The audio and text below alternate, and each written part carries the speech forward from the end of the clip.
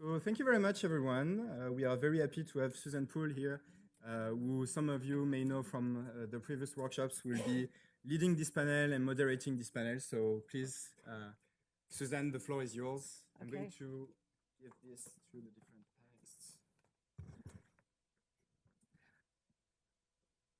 Starting with Tom here, next to Ken.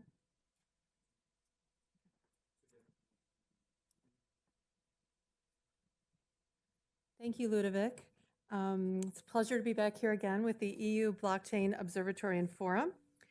So for the format of this panel, it will be as follows.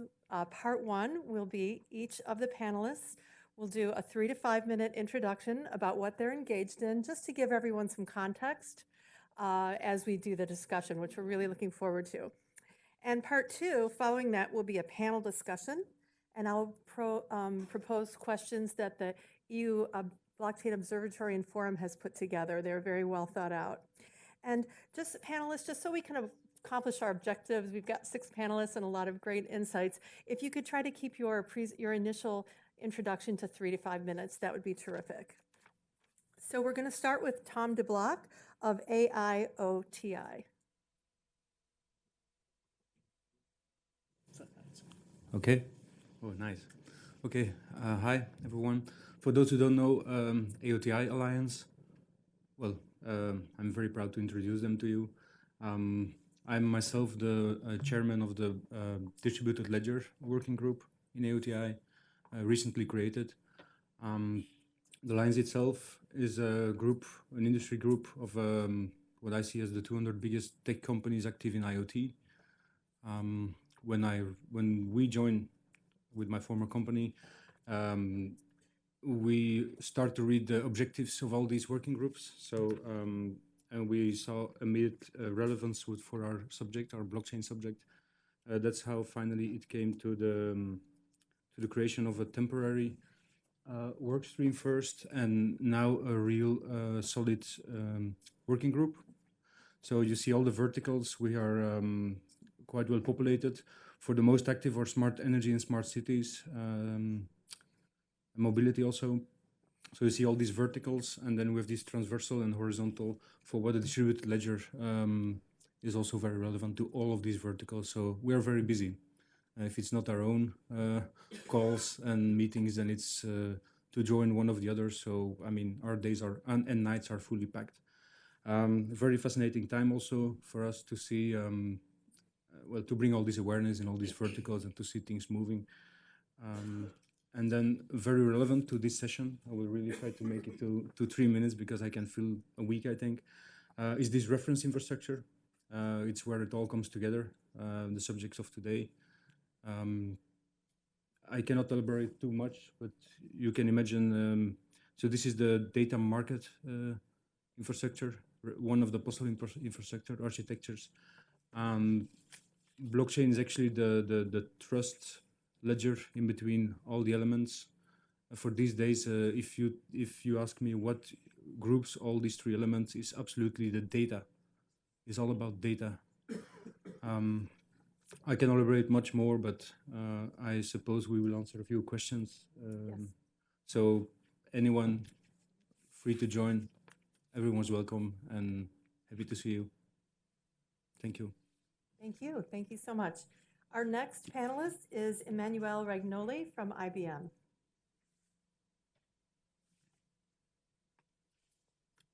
I don't know if I'm supposed to do something. Yeah. Hello. Hi. Thanks. This is just a little blurb to introduce myself. So, my name is Emanuele. I am a research staff member in IBM Research, Ireland. We have a lab there. Just a bit of context, IBM has 12 research labs around the globe, and some of us work on blockchain, convergence of AI and IoT. I am a mathematician by trade. I was grown up in what they're called the probability theory and combining them with the stochastic processes. And in the last few years, I started to work on distributed computing and algorithmic economics. This is sort of the paper that brought me here. So we published this paper last year on a platform that uses hybrid blockchains for IoT. And since it's very fashionable, so I'm working a lot on data markets. So that is my major project. And the data markets in which we see the convergence of AI, IoT, and the blockchain. And we'll probably talk about that later. But so in terms of technological monkey wrench that can break the whole clockwork into this, data privacy is a big thing. So while we see privacy in blockchains as zero knowledge proofs for transactions, anonymization, and etc., when we start to plug artificial intelligence into this and start to talk about training on private data, so then things start to get really, really complicated. Thank you. Our next panelist is Christoph Jentzsch from Slock.it. Yeah, thank you. Thank you very much. Yeah, so my name is Christoph Jentzsch. My background is actually, I've worked in the team which created Ethereum in 2014 and 2015. And then we created Slock.it end of 2015. We have been known for the project The DAO, long story. And then now we're working on IoT and blockchain applications. I think the slides are not coming, but maybe one sort of response. We had a very legit question coming from this gentleman over there. And when we speak about IoT and blockchain, about sensors and data, and actually we are not focusing on this part because I actually also think there is almost no way to trust the original data. What the blockchain actually does is verifying who put the data in. Meaning you have a private key, you put some data in, and that's what you verify on chain, but you cannot verify if this is true or not. That's just, you can have a certificate process or something like this around it. But what we are thinking more about blockchain IoT is the other way around, not sensors, but actors, that actually IoT device is acting depending on some events happening on the blockchain. For example, there's a payment, the lock opens. Or you manage on-chain to have your key there in a smart contract, you have access to this device, let's say a car or something like this. So we think blockchain will be the access control system in the IoT world, because blockchain itself is a public-private key infrastructure, and that will be used for this. And with this, every IoT device has something like, we used to say digital twin, but if an IoT device has the only access is the blockchain to tell the IoT device who can use it, when and how, then this is like a big open API for all the IoT devices and still have security. And those are the main things to try to solve. Machines don't have wallets. With blockchain, they get some. There are high security risk in IoT. We sometimes jokingly say the S in IoT stands for security, and there is just none. So what we can do is, in order to have interoperability and security, I think access control through the blockchain is a solution, because in this smart contract, everybody has their open API and can interact with those IoT devices. So that's our main takeaway, and those are just some additional features the blockchain can bring to the IoT world. Yeah. Thank you, Christoph. Our next panelist is Ibby Benali of Singularity. Yes. Yeah. So my name is Ibby Benali. I am the marketing manager at SingularityNet, and I also work on developer relations.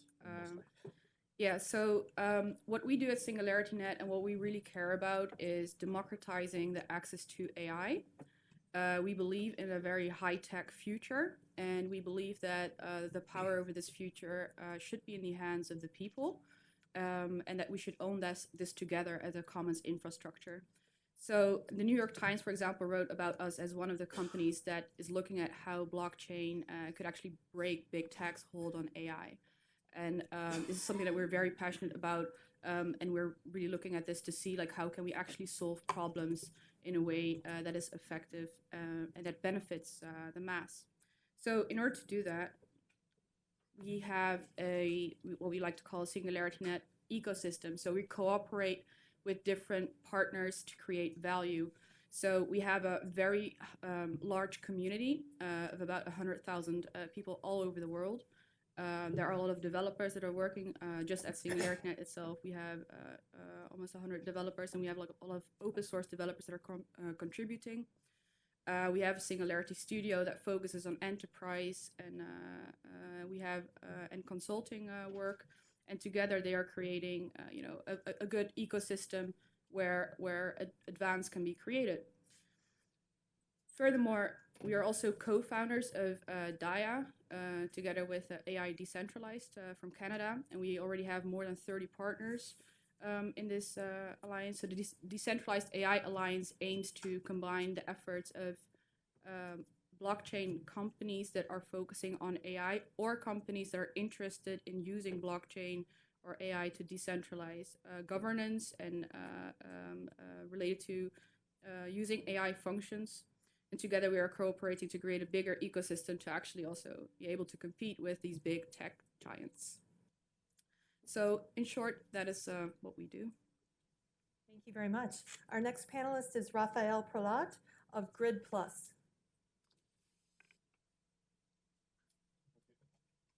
Hello, I'm Raphael. I'm a developer on blockchain.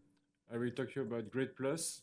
As we have seen, there are a lot of opportunities, applications with IoT, blockchain, and AI. One of them is improve the energy industry. So with Grid Plus, we have built a secure hardware crypto payment systems allowing to connect electricity to high technology. To be able to have a peer-to-peer energy consumption, it's important to provide a system, a secure system, to make a small payments, to be able to pay for the energy you will consume or to be paid for the energy you will provide. Here is a diagram of a smart grid. So smart grid is classical electric grids with a lot of computers, automations, and new technologies equipment. To link the electric grids with the new technology, we have made a smart agent. It's called Lattice One, and Lattice One can get your data in real time and make you you will be able to have great feeds, quick feeds on your consumption. Actually, if you want your electric consumption will be brought to you every month. With this system, it can be every minute or every hours. It's very it will be very quick for you to make a quick decision about your consumption. Here is quite large system architecture. It's not to dig in, but just to show you that on the top, Grid Plus can be connected to independent electric providers and to a lot of smart plugs, smart meters on your house, on your company. So Grid Plus is actually live in Texas. You can get energy from Grid Plus in several regions, but there are also some enhancements to do, like implementing microtransaction, because if you have to pay your energy from hours to hours, you have to make a lot of microtransactions, and if everybody got this kind of installations, it can be a bottleneck if everybody makes small transactions like every minute or every hours. And the other way is to connect to all the smart plugs. We have talked about all the IoT things on the ecosystem. It's important to be connected to these smart plugs, and so we are trying to connect to all of these kind of devices. Thank you. Thank you very much. Our next panelist is Alessandro Biancini of Alkemy. Hi everyone, I am Alessandro Biancini. I am an AI and blockchain analyst in Alkemy and co-founder of the decentralized AI community. And today talk about the decentralized AI community. Our community was born almost 1 year ago with the scope to promote the concept, the technologies, and the market category of the decentralized AI. And we do that with our online channels, as our Facebook group, where we can interact with our community, and with our YouTube channel, where we share the video about our meetup. The meetup is the real exemplification of our mission. Our mission is to connect our decentralized AI ecosystem made up of corporates, startups, university, institution, venture capital, and media. And with this meetup, we want to share a vision sharing culture. So because we strongly believe that the contamination of the actors of our ecosystem can create new value for all the members. And the meetups is our series of meetup where the speaker can share their tech, legal, philosophical, and business vision about the decentralized AI.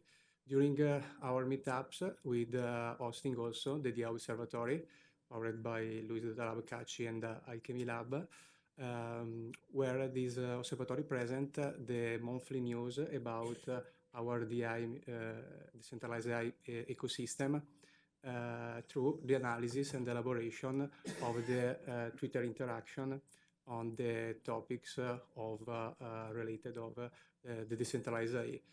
I close the presentation with this slide that the observatory has presented during our last meetup, where they represent a complex networks analysis about the topics of the decentralized AI, the discussion on Twitter about that.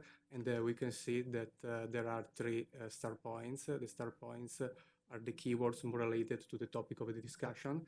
And these three star points are IoT, blockchain, and AI that are exactly the topics of the workshop of today.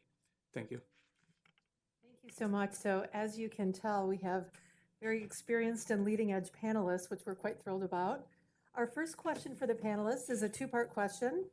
How can blockchain, AI, and IoT combine together, for example, to leverage blockchain as a trust layer for IoT databases, or blockchain as a timestamp for AI? So how can they combine together? And what are the main use cases, which is something we all want to know. Who would like to start off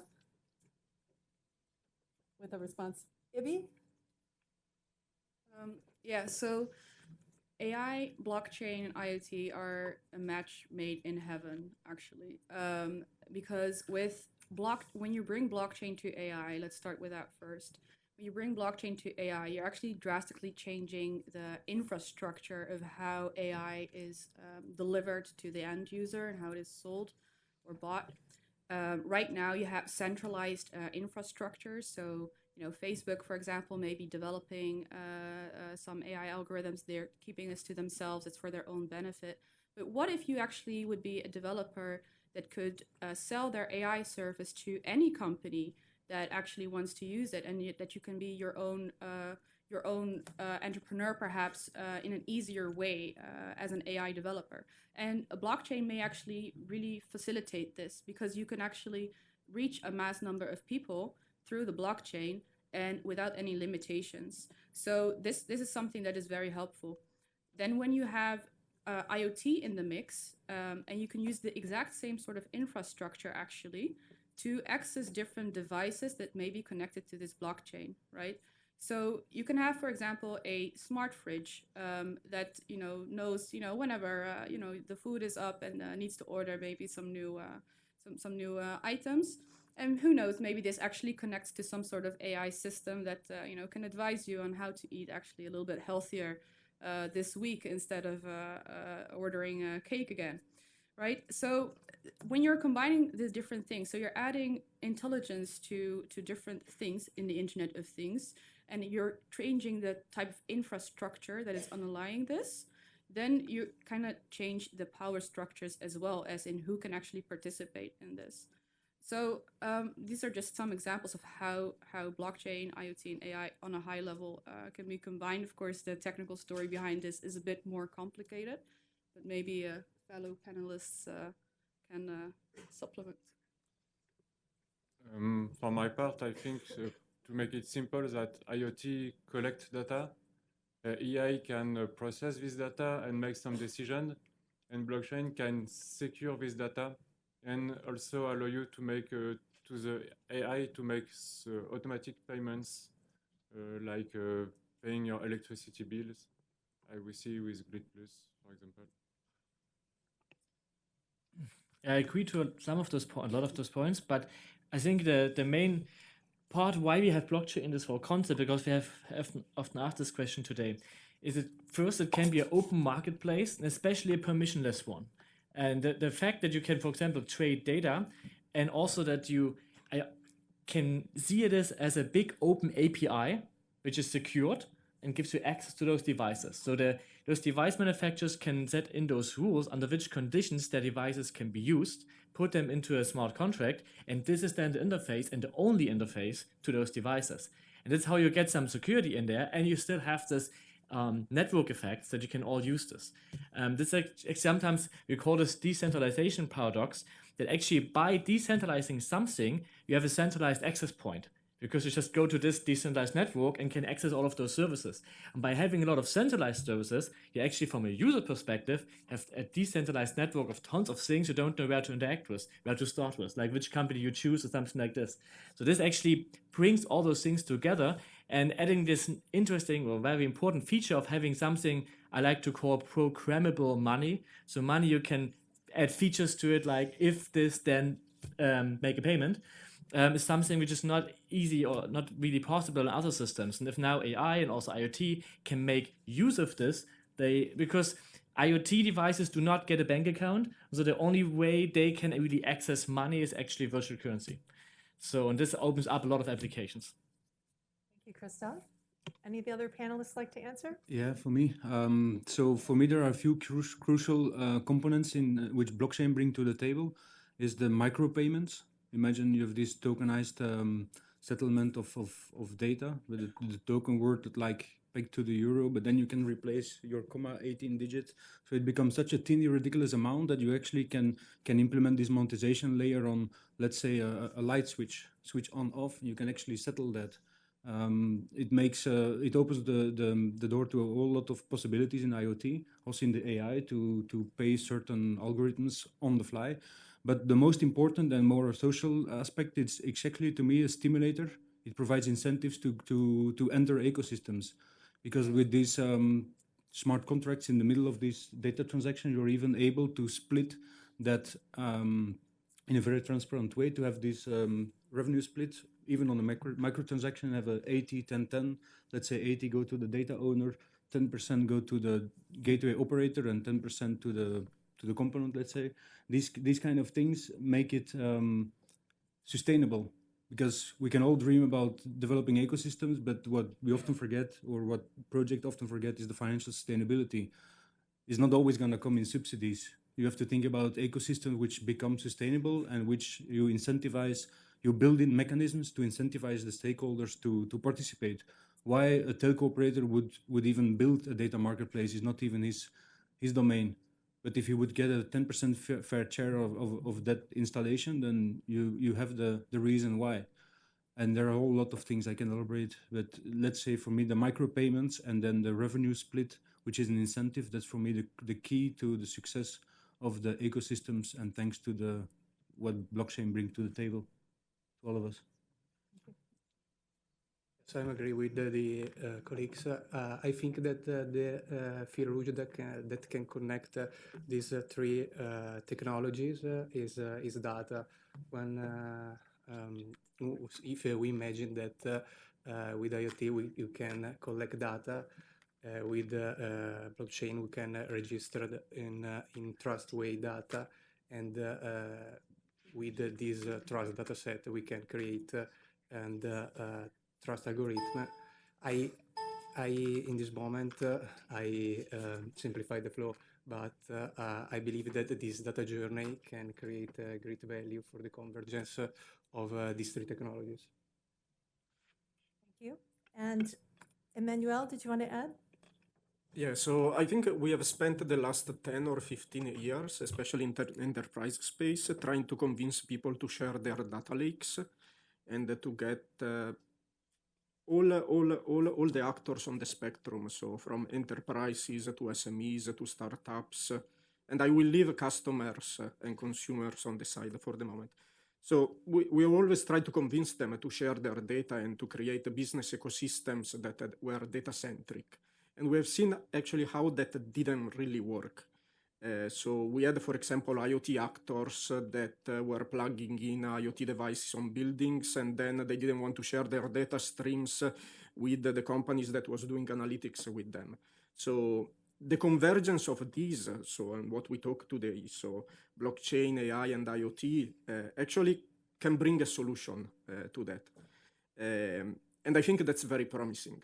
However, I am a technologist and not a businessman, and I tend to be quite conservative, especially when I answer sort of futurologistic questions. So the technological hurdles to overcome that are still quite significant. So training AI on the private data is extremely complicated. Then you try to put it into a blockchain that has all its scalability and performance issues with ConsenSys. And then you start to bring in the coding of regulatory services. And that's extremely fascinating from my point of view, because it's a technological challenge and that's what I live for. But how long will it take for actually perform and hit the business layer? That's an extremely good question. Thank you. For our next question, it's a really good follow-on. So panelists, in what sectors do you think this integration will have the most potential? For example, energy, smart cities, health, finance. From your perspectives, where are we going to see this? And who would like to kick off the response? Yes? So I think so when we look at that from an easy technological deployment and from what has happened up to now, supply chain has certainly been the forefront of all of this. Energy, certainly, I think energy is the most exciting market and application sector for now, especially because you have all these different markets between TSO, DSOs, prosumers, and etc., that they have to talk to each other, and especially in a landscape like the European one, when that it's very fragmented. Beyond that, probably cities, and then financial markets, although regulation there is an issue. Thank you. I agree. So we see most active for now is the energy sector. We've been very active also with support of multiple DGs. And the supply chain also, but a very important one I saw emerge in the last couple of months is the ports. Ports have a lot of IoT, they have a lot of data, and I see also compared to the energy sector, which is they are in the energy sector doing a lot of efforts, but it's very, very difficult to move, and to move this legacy is a very heavy legacy. While I see in the ports there is a faster track to innovation. So I'm quite convinced that very soon the ports will actually catch up energy and the level of implementations and deployments. And from the port, supply chain is already linked to port, and then it enters the continent and goes to the cities. So that's the way I see it, and it's happening now. Thank you. Christoph?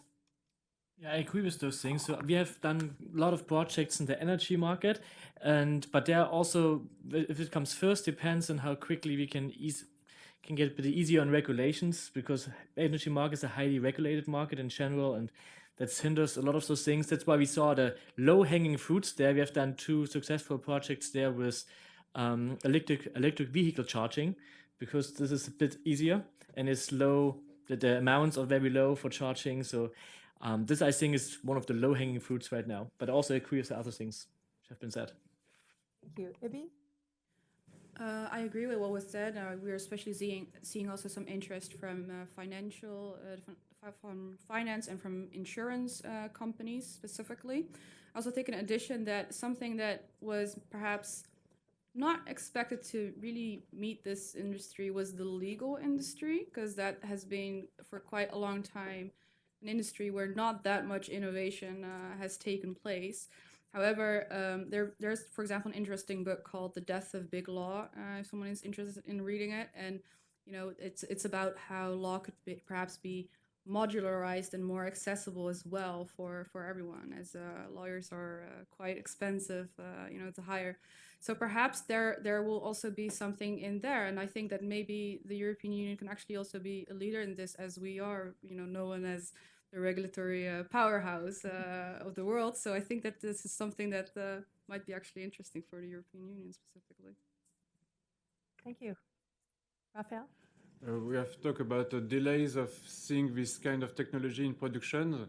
We talk a lot about energy, because energy is actually live in several countries.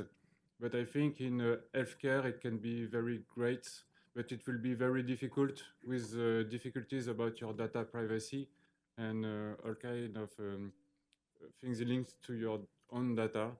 But I think healthcare with health become more and more linked to devices who check your own health with AI, who can detect sometimes more accurately than doctors, like for the heart.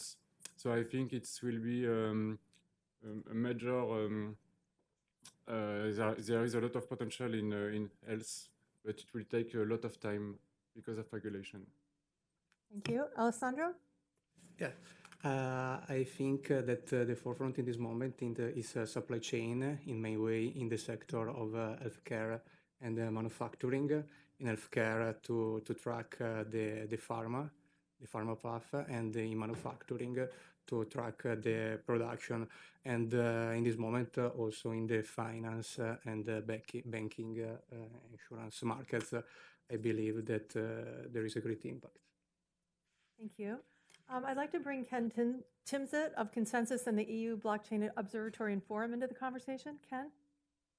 Sure. So clearly, globally, supply chain use cases are some of the most advanced. But when you think about it, there are an example of very loose integration between IoT and blockchain. Essentially, you have sensors providing data into the blockchain, just like humans could. And so I wouldn't qualify that as really a case of convergence. I think it's just a nice integration at a relatively loose level. So when it comes to integration, I second some of the panelists in saying that the real vision is about ecosystems of machines transacting with each other. And we are already having discussions with electric vehicle charging networks, or ride-hailing companies about those kind of concepts. And I really believe that within the construct of the smart city, but probably not at the initiative of the governments, rather at the initiative of the private actors who are currently building infrastructures in those smart cities. That's where we'll see the most interesting applications. Those will not happen this year or next year. I see this more as a 3 to 5 year adoption curve. Thank you. So we've talked about some use cases and what kind of verticals will probably go first with blockchain, AI, and IoT. So this is a specific question. So to your knowledge, panelists, is there already existing successful integrations of these technologies together, either all three of them or two of them, in addition to what we might have discussed? And if so, what's really the state of these projects? Are they still in a concept? Are they being developed? Are they being deployed? I'm going to start in the middle with Ibby. Okay, thank you. Maybe some people here have seen the robot Sophia, who is actually using some services from SingularityNet to function. So there's like a part of the vision that she uses for that, and other services are not from SingularityNet, by the way. So what the state of her development, she's still in very early development. She's not ready for commercial deployment worldwide, and there's still a lot to do in that sector, of course, before that is possible. And I think another interesting thing is we also have our partnership with Ping On, where we're looking at their data for insurance data, and we're looking at how we can apply this for a bigger enterprise in a more effective way. But I think it's still in an early development, and that fully fledged out solutions are rare, but that doesn't mean that they're not there yet. Thank you. Would anyone else like to jump in with your insights and knowledge of specific convergence and the state of where it is today? Yeah, for me, I forgot to mention in the introduction that I have a background as a solution architect, more specifically a blockchain solution architect. So in the last few years, I've been involved in quite some deployments. Most of them were proof of concepts in the energy domain, and obvious cases in the finance. And honestly, the most mature deployments we've participated are not on the European continent or more in the side of Dubai. So we still have some things to catch up. I've seen a lot of proof of concept so far, a few deployments which remain under the radar. But yeah, I think now I really believe, and I see some things happening around me, these community-driven ecosystems in the smart cities, I see a few of them rising, and that to me is a production deployment because it's really activated. So I think 2019 we will see a few of them pop up in the continent.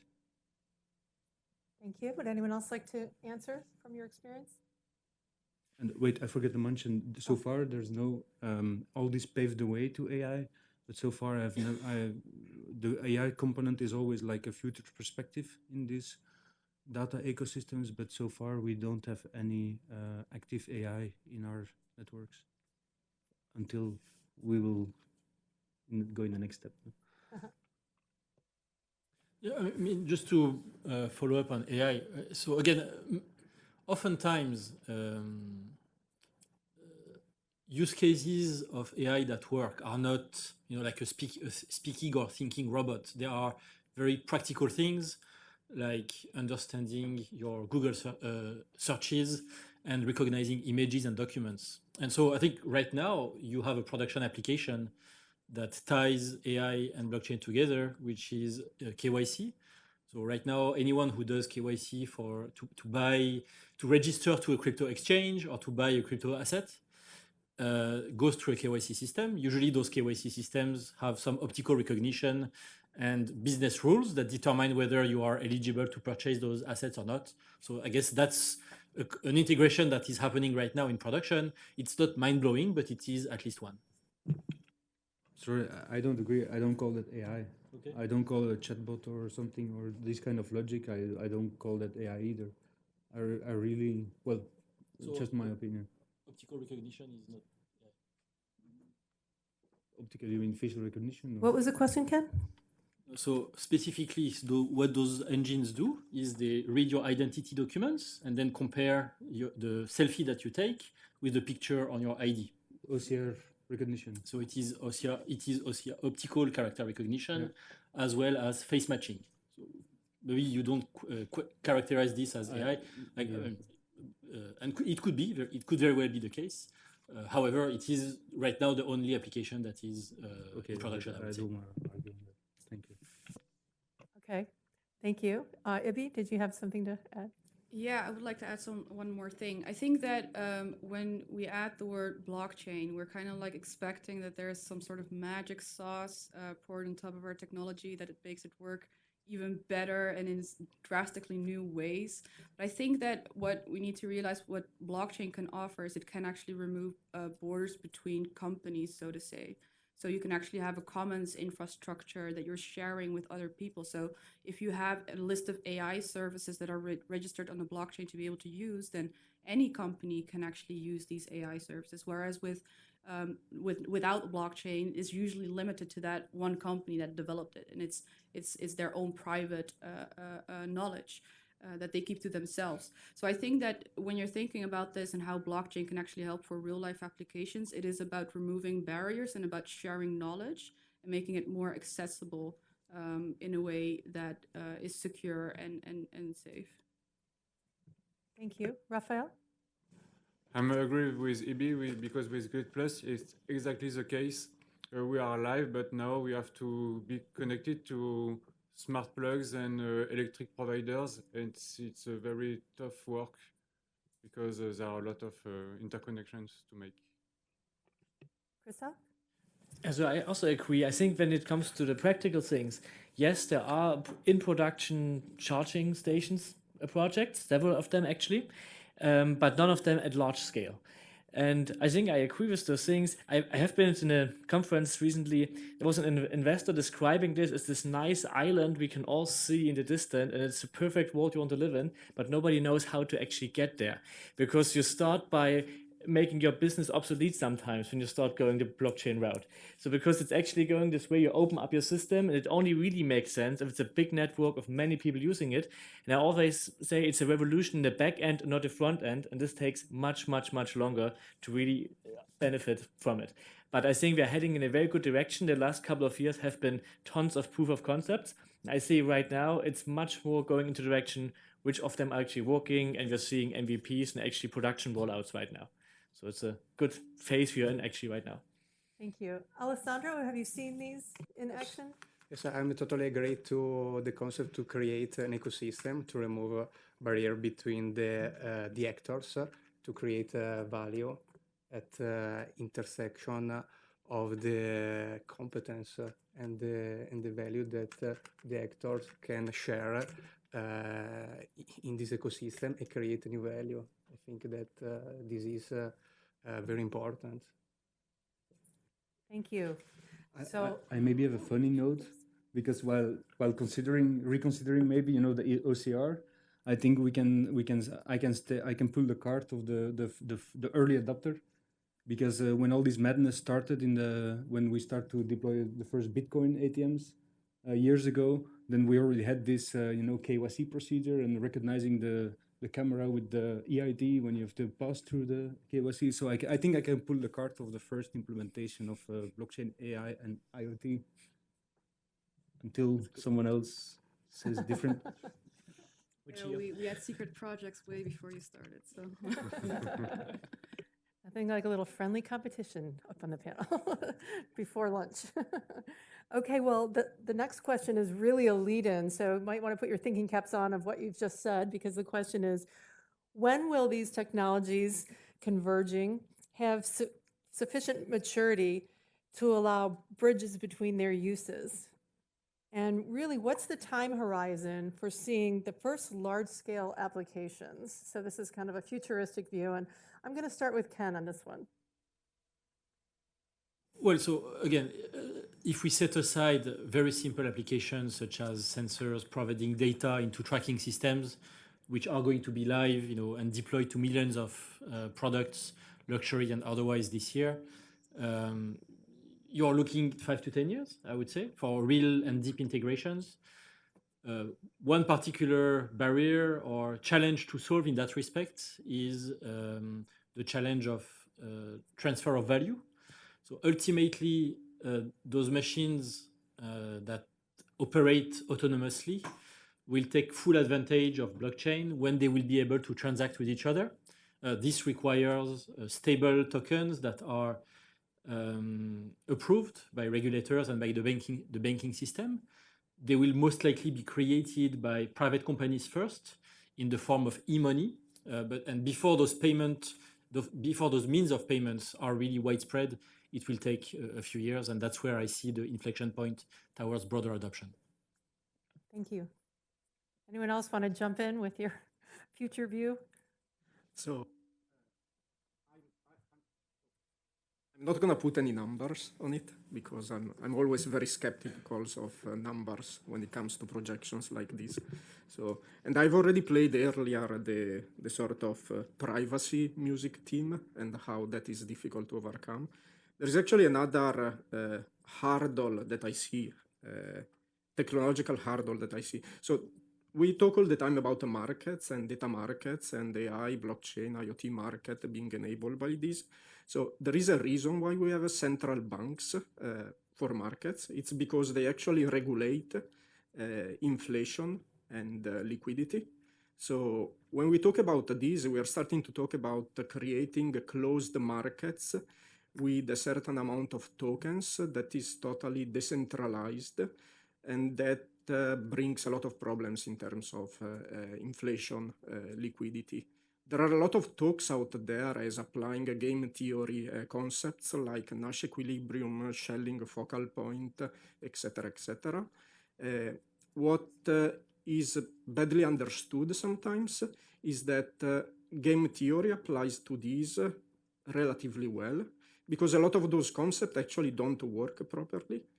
And so the design and the implementation of these markets and their eventual adoption is also not a very easy thing to do. And that might actually take some time. I think we'll just go down the line of the panel. Okay, from my perspective, it will take exactly 3 years. Within the vehicle of Horizon 2020, there are serious things ongoing. So there is a roadmap towards that point, and it runs for 3 years from now.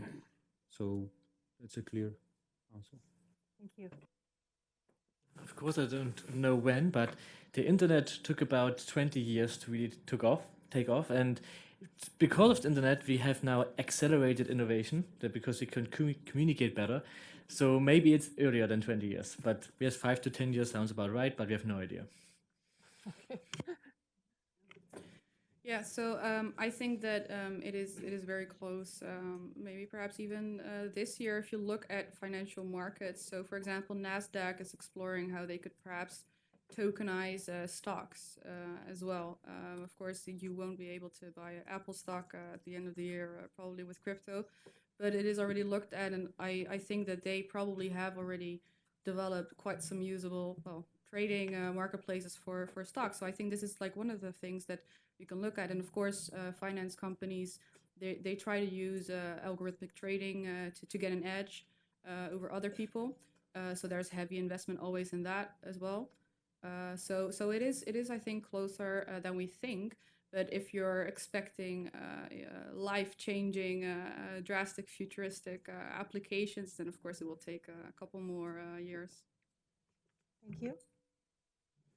That's my point of view. The period of proof of concept is quite over, and I think you will see a lot of projects on production the next 2 years, but most of them will be in a beta or with a small kind of small scale of usability, and it will. I think we will have to wait like 10 years to see this project impact everyone. Thank you. I think that AI IoT are in growth phase, so there is a real market demand about AI and IoT solution and standardization of technology. While the blockchain are in pioneering phase, so the great majority of projects are a pilot of or a proof of concept, and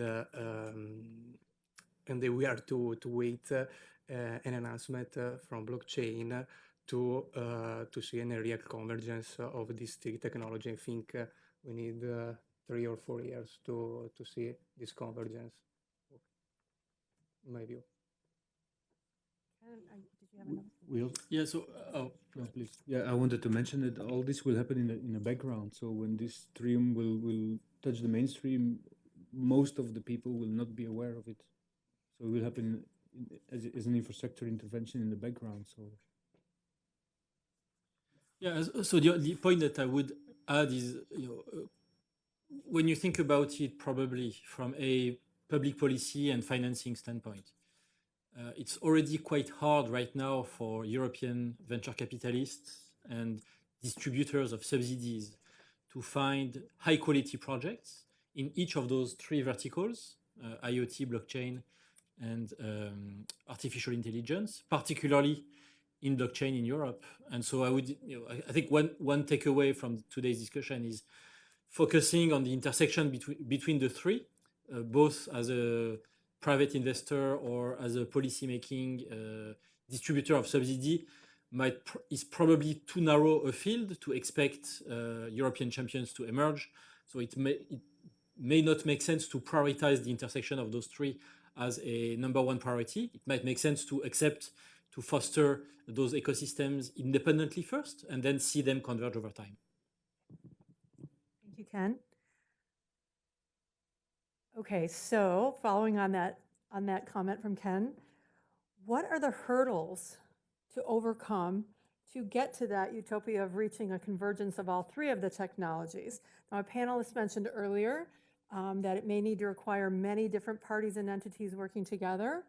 And also maybe, for example, are the major hurdles to get all three to converge going to be technical, regulatory, economics, or other? I'm going to start with Christoph in the middle for this question. Well, that's a very broad thing because it's a test. Of course, technical, economic, all of those issues are there. So I just will pick one because for regulatory issues, of course, GDPR is a problem. Article 13 and 11 is not helpful. And you can see to all those things, and also just opening up APIs from the government, because a lot of those blockchain things are like notary services, registry, and even paying tax on chain, things like this. You need an interface to those government services, which are not existent on chain. At least some do have some APIs, but those are at least some direction we need to move on. So it's some sort of deregulation and some sort of opening up governments. It's just this one thing. Not speaking about now technical issues and economic issues, which also exist, of course. And I'm going to ask a follow-on later in a more positive note of what we can do about it. So Sure. This session is a little reality, so we get aligned on that a bit. Did someone else want to answer? Ibby? Yeah, well, I agree with the technical and economic challenges. About the regulatory challenges, I think I changed my mind a little bit about this for how EU is approaching it. First, I was also always thinking, GDPR law, is it not a bit too much? But on the other hand, it did force big tech giants to come sit at the table to talk about it. And I think that this is very necessary as well. Because when you're combining blockchain, AI, and IoT, it's extremely powerful, and you need to actually have this conversation with these big tech giants to actually set the rules for how can you do this in a way that is responsible. So in one hand, sure, regulatory challenges, they may be there and they may be hindering. But on the other hand, it may actually also be something that pushes these technologies to a more benevolent side where it benefits more people than that it can harm. So there's, I think, a side to both of it for the regulatory issues specifically. Raphael? For my part, it will be infrastructures. If you connect all your, if your equipment are in a protocol, say V1, and the protocol V2 came in place, you have to change all your equipment. So you have to move the infrastructure. It could be very long to do, to equip everyone, like the internet. Not everybody in every country are connected. It will be a more difficult challenge to connect everyone on an IoT, IA, and a blockchain system. Thank you. Good point. Thank you. Alessandro? Yes, I think that the regulation challenge is a great problem because we need a common framework to allow a connection, a convergence of these three technologies. Thank you. So leaving aside the technology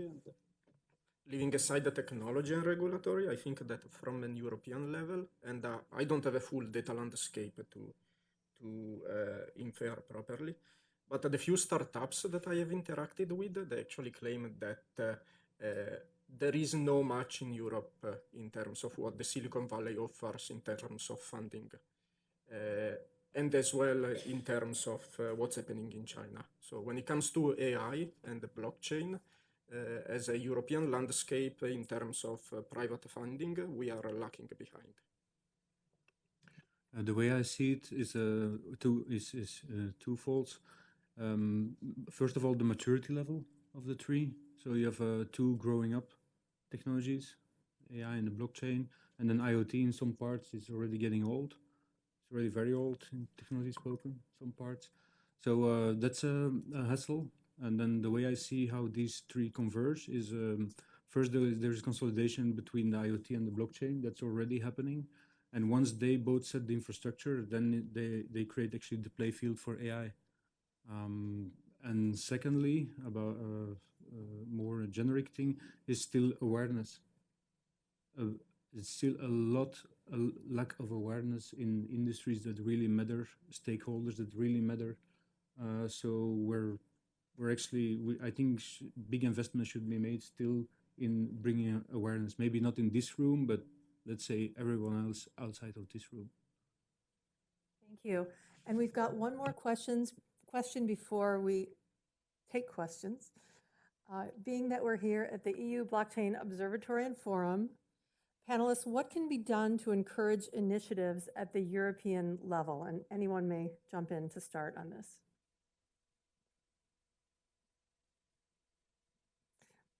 Thinking caps are on, I see. We can continue to fund research about this subject because AI can be very dangerous.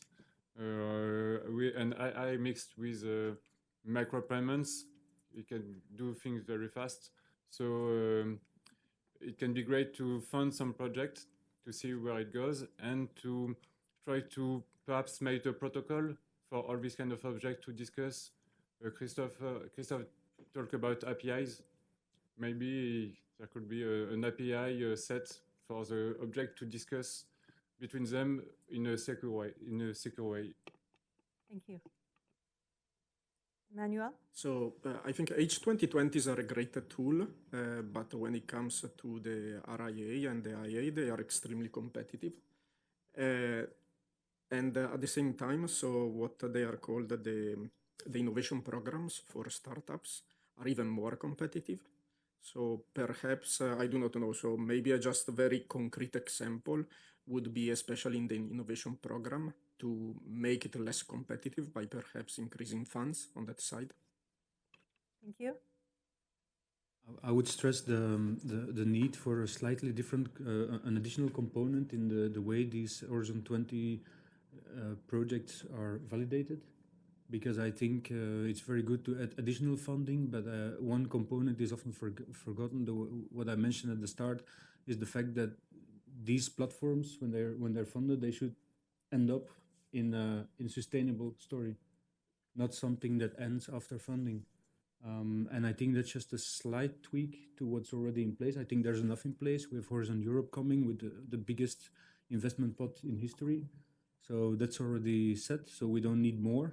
But we maybe need that little tweak to make it to bring the sustainable ecosystems out of these funding.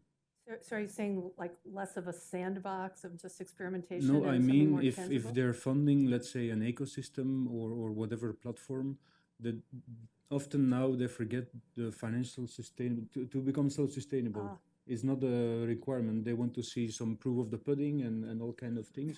But I already hear some sounds going in that direction. There will be a slightly different approach to the validation of projects, which I think is a very good thing. And that's, I think, the missing thing, because the big pot with Horizon Europe is coming very soon.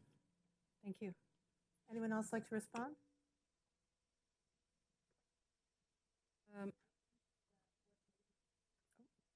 I think that will maybe useful is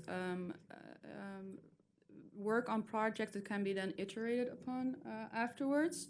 So if you start with a large I don't know, like 10-year project, so to say, and the main base requirement would be that whatever is being built next needs to be able to fit with the other one, and that you are creating a system that can integrate with different systems in an easy way, and kind of like take a patternist approach to microservices within a blockchain architecture. And with AI and IoT, then you can maybe facilitate the feasibility of it growing into something bigger, a bit better, instead of having several separate projects.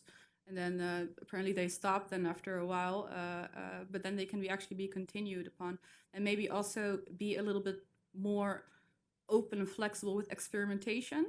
Because I think some of these projects, they get quite a bit of money for their project, but maybe it actually makes sense to give smaller amounts of money to more groups to see what could come out of it, and to be more open for the unknown. And I'm not sure whether this is the case, though. It might also be an idea to encourage collaboration also with people outside of the European Union, because what you often see is that indeed, in Silicon Valley, people are working on things, and or there maybe there's an excellent developer in Hong Kong, and I'm not sure if they can be actually involved with these projects. Maybe they can. But I think that working internationally and not having borders around that when you're working on something with blockchain doesn't have borders anyway, would actually make sense as well. Thank you. Before we go to Q&A, any other responses from panelists? Okay, so let's open it up to questions and answers. I've got a woman with hand in the back. Did you want to come up to a microphone, please? Thank you.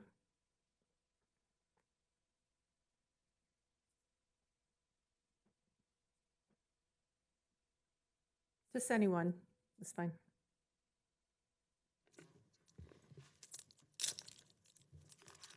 Loretta Nania from the Next Generation Internet Unit of the European Commission. So as I hear the discussion, I just wanted to make sure that everybody in the room is aware that we have 15 million euro and it's in 3 different places, and none of them are projects with all the problems and the validation and what you mentioned. So in case you didn't know, one is a blockchain prize. Okay, it's Blockchains for Social Good. It refers to many of the concepts you just mentioned, particularly the singularity net, the need to decentralize. The second one is just what was mentioned just a few seconds ago, sort of just giving big chunks of 50,000, up to 50,000 euros for ideas on decentralized architectures. And many of the things presented in the morning would fit. And that is open still for a month or so, so it's hot. It's about, it's 7 million, but it's 5 for the 5 for the subcalls, and the rest is just admin. And the third one is the Parliament wanting to subsidize civic tech with a big trial to which we are adding 5 million.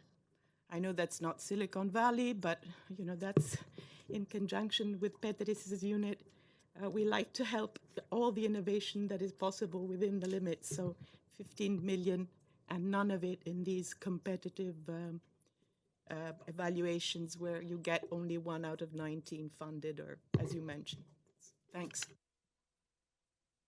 Thank you very much for bringing that to the attention of the forum. That's terrific. Is there any questions that anyone would like to ask? Yes? So the next MFF and Horizon Europe, you're seeing like a 60% increase in digital funding, I believe, overall, and it's really a shifting composition of what the next series of funding is going to be in the next MFF. So it's very useful, but the sustainability, financially, economically speaking, is a really important point. So I was just curious what market dynamics were envisaged, people hope for, or what they expect from across the panel, if anyone has any input, between the various sizes of players, between telecoms providers, infrastructure providers, startups, developers, what do you foresee, basically? So would someone from the EC want to comment on the MFF? Because I don't think that the panelists can really comment on the MFF.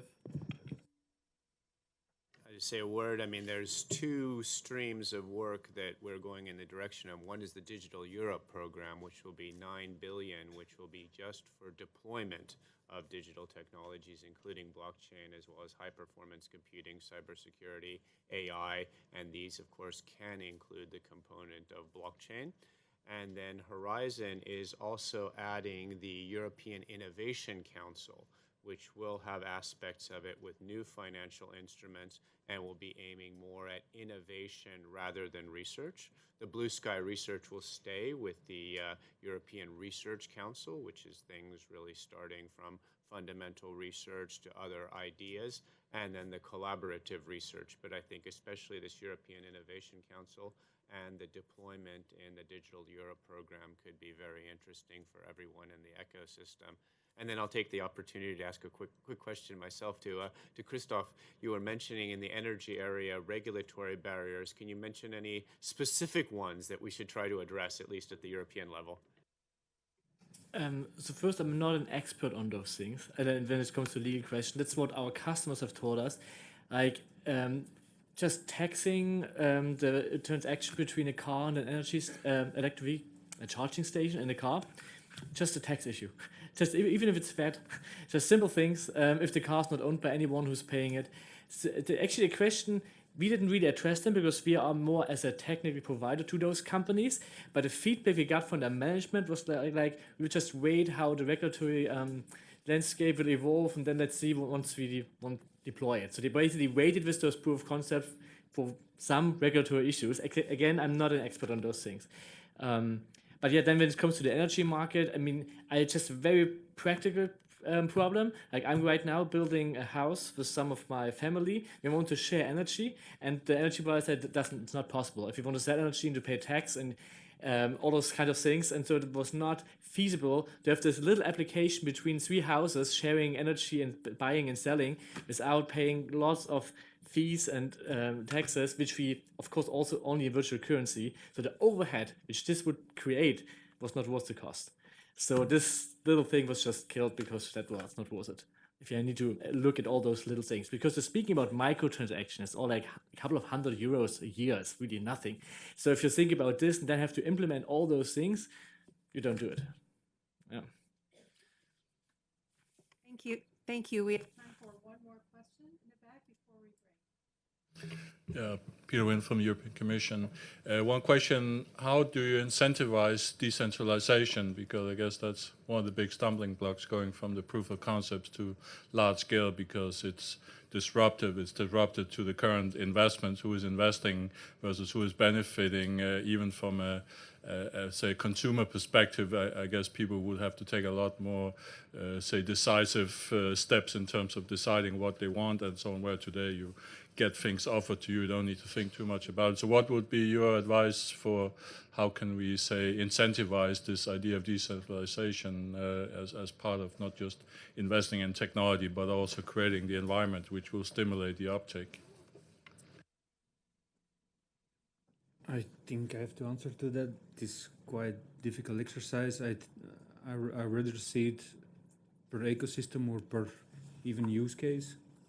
Like decentralization as a concept is difficult to incentivize, because then you would have to convince the centralized stakeholders in your networks today, and they have no interest to decentralize these crucial building blocks.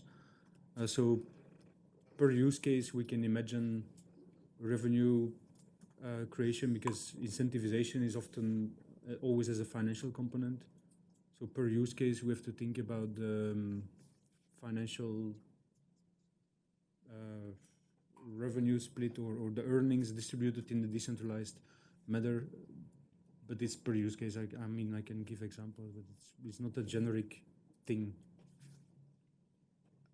I think that it's a very good question. It is hard to incentivize decentralization, but I think it can be done. So what I think is very essential to that is that you're creating a community of stakeholders that would be interested in such an application. So if I would, for example, look at just SingularityNet and how we try to look at this, so our stakeholders will be AI developers, all AI developers. So it doesn't matter for which company they're working. They might actually have a benefit. They might actually benefit from our system. So there's this a line, if you will, or graph, if you can imagine, that an AI developer might get a certain benefit from a company that goes exponentially up at first, and then when this company matures, so for example Facebook, right, then it goes flat, right? So the extra contributions and the new innovations that an AI developer may be giving to Facebook is helping Facebook. It's not helping the AI developer themselves, right? But if they have a different system that they find interesting, hey, actually, maybe I can get some royalties on my AI algorithms for the rest of my life, just like artists get royalties for their music, right? Then it is interesting for them. And then they, as a group, might also push companies to meet their interests in this. So when you're creating the right communities and leverage groups, to incentivize decentralization, then I think you can achieve this eventually. And then also for companies, when they see it and they see, okay, well, I can hire 100 AI developers, or I could actually access millions of AI services via a decentralized system and use microservices within my architecture, so that if a recommender system, for example, from developer A is not as good as developer B anymore, then I'll just switch only that algorithm, and then I have a better recommender system just as easy like that. So there's also an incentive for them when there is a mass offering on the other side, right? So that is, I think that is a bit how you could play it to incentivize decentralization by playing the right leverage groups and communities within these leverage groups and stakeholders, so that they can help each other be better. May I add one thing? Yes, you may. So actually, there was this nice quote we often use from Buckminster Fuller, who said, in order to change an existing system, you create a new one which makes the existing system obsolete. And that's what we saw with Bitcoin to some degree. Bitcoin is a perfect example of an incentivization game which works. And so actually that's the core of also what Ethereum does, and a lot of protocols try to do. It's often why they call themselves protocol, not applications, because it's just a protocol how to incentivize certain players to behave in a certain way and having a behavior which is better in the end. So, but I don't see centralized companies pushing for it. That's not what's going to happen. Did you want to add one last thing? Yeah, Tom? one last, because I had some time to think about it in the meantime. So I think what the society needs is to have a serious example of a decentralized autonomous organization and the way it worked properly and everything functioned very well. And once we'll have this, a true, let's call it a killer application. Everyone's looking for that killer application, of course, and it's not the Bitcoin for sure. But that ecosystem alike with the proper implemented democracy and so on. So I think we need that one example, and that would be an incentive to build more of that. And perhaps one last suggestion from me. So I think decentralization happens naturally through entrepreneurship, unless stifled by regulation. And I guess the first thing that we could do to incentivize decentralization is to stop requiring centralization in terms of regulations.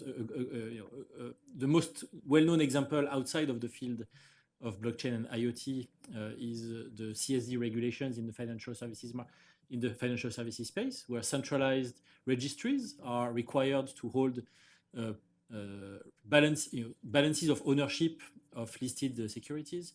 And I think you have similar regulations in many industry sectors, in energy sectors, where intraday energy trades are aggregated at the European level and centralized for monitoring purposes. So I think